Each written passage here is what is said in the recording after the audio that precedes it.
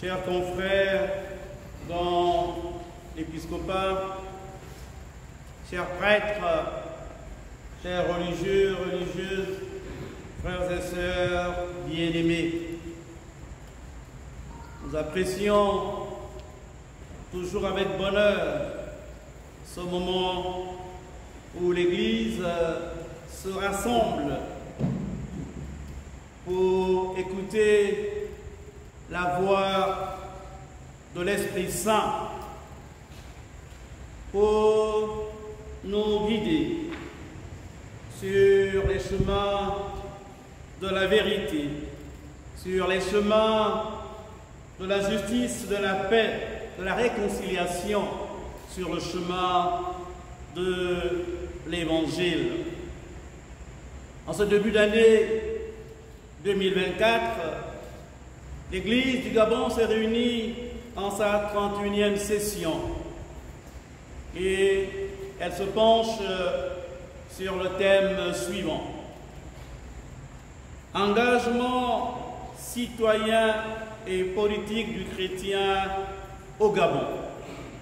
Un thème qui fait suite déjà au thème de l'année dernière, où la voix prophétique de l'Église a résonné de manière puissante.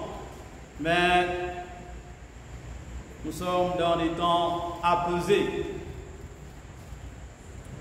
L'évangile du jour nous fait contempler au début de la prédication de Jésus, où se révèlent les traits caractéristiques de la parole du Seigneur, de son enseignement.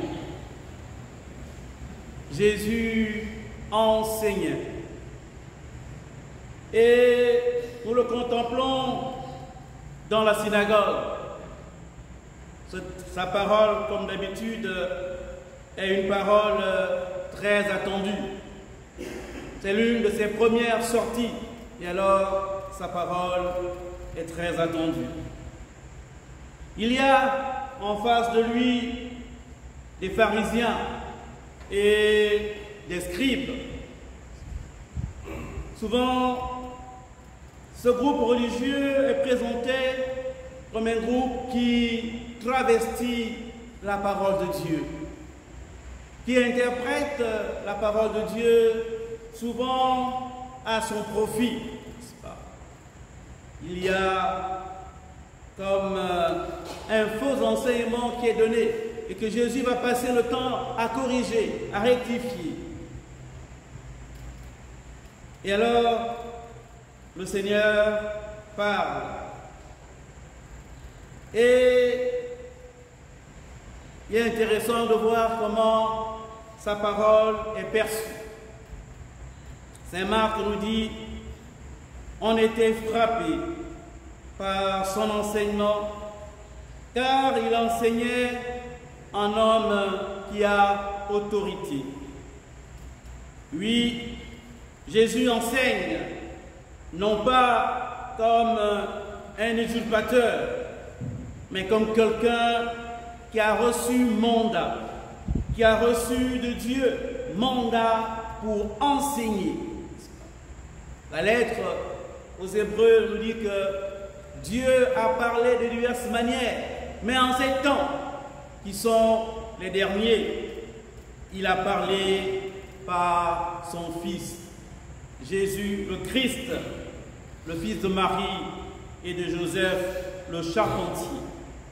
Alors Jésus est en communion avec le Père. Il est le Fils de Dieu. Il a une parole qui ne recherche pas de privilèges. Et même au sommet de sa tentation à Gethsémani, il recherche toujours la volonté de Dieu. Non pas ce que je veux, mais ce que tu veux. Ce que Jésus recherche, eh bien, c'est le plan que Dieu a pour l'humanité, de toute éternité, le bien de tous les hommes, le bien de tout homme, une parole de vérité, une parole d'amour. Jésus prêche également pendant le jour du sabbat. Nous savons quelle puissance à ce jour du sabbat où Dieu se repose et où l'homme est amené à glorifier Dieu. Et tout en glorifiant Dieu, n'est-ce pas, l'homme est au premier plan, au sommet de la création. Et alors, voilà que la créature de Dieu est tourmentée par les esprits impurs. Cet homme, créé en toute sa beauté, n'est-ce pas? La Genèse dit que Dieu vit que cela était bon. Cet homme qui a été créé à l'image et à la ressemblance de Dieu, voilà qu'il est tourmenté, déformé par des esprits impurs. Alors, cet enseignement de Jésus se veut également un enseignement qui libère les forces du mal.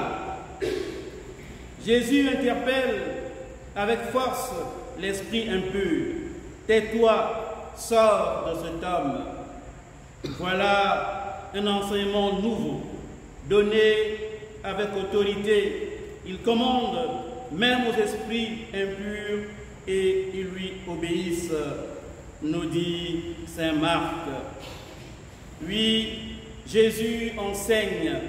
Il enseigne non pas pour faire peser d'autres fardeaux, d'autres jours sur les enfants de Dieu, mais il enseigne pour libérer l'homme de tout fardeau. Il enseigne pour restaurer l'homme dans sa dignité et dans sa liberté d'enfant de Dieu. Jésus est reconnu par les esprits mauvais comme étant le Saint de Dieu, celui que Dieu a invité à partager sa vie, et les puissances du mal plient, s'inclinent devant la majesté de notre Dieu.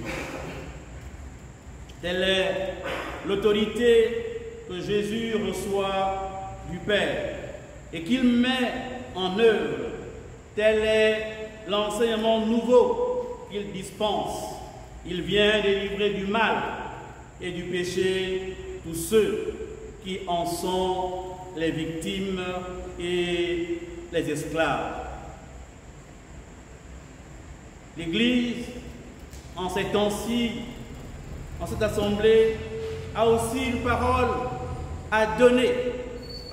Et les textes du jour nous balisent déjà le chemin. Que la parole de l'Église, que la parole d'Église, n'est-ce pas, s'inspire de la parole du Maître.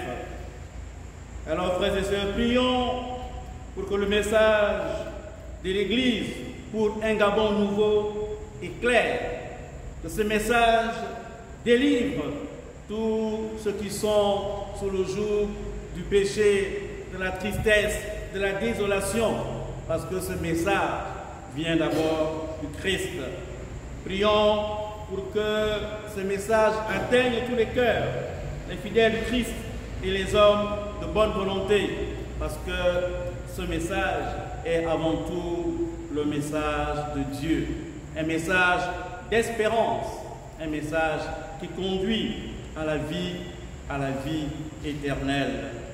Au nom du Père et du Fils et du Saint-Esprit. Amen.